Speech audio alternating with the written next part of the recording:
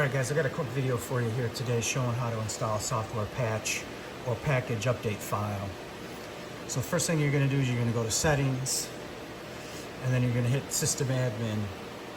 Now normally when you hit that button you're going to get a pop-up that asks for a password, and that password is 520. If you wait to the end of the video, I'll put a clip on here that shows how to disable that so you don't have to put it in every time you want to work with macros or whatnot. So anyway, system admin, and then the next right here, install software. Right, so this is the package software install screen. I just modified this box so you can see a quick change. There's other stuff in the background that's been changed, but this is just something we can point to so you can see that it was updated. So the next thing we're going to do is hit software package, and it's going to look for where the file is, right? So you can go to USB or on the network. Mine happens to be on the network, so we can just tab down, enter, and then highlight the file. So it's going to read the file and make sure that it's not corrupt.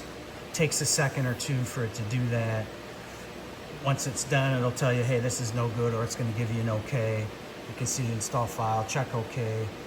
Here's the name of it and the software version, so you can tell you got the right one. Next, you're just going to hit OK, and this takes a second also.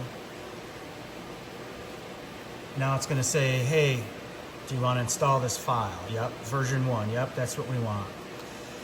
So what it's doing is it's copying over and unzipping it to the hard drive that's in the controller.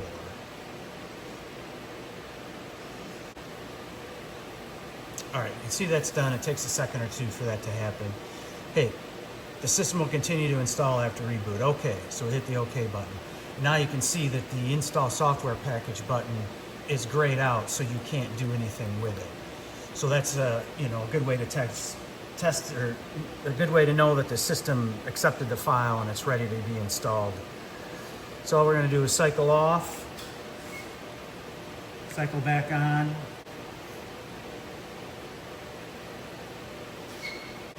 Now it starts to boot up normally, and when it gets to 20%, it always checks at 20% to see if you have a software package update ready to go in the system.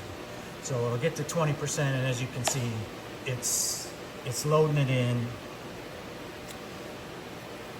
And once it's done, it'll continue to boot. And the nice thing about it is it's going to boot with all of the new patches, so you don't have to install it and restart the machine again. Once it's installed, once it boots completely, all the changes have been applied and you're good to go. And then once it's complete, the box goes away and then it continues to boot as normal.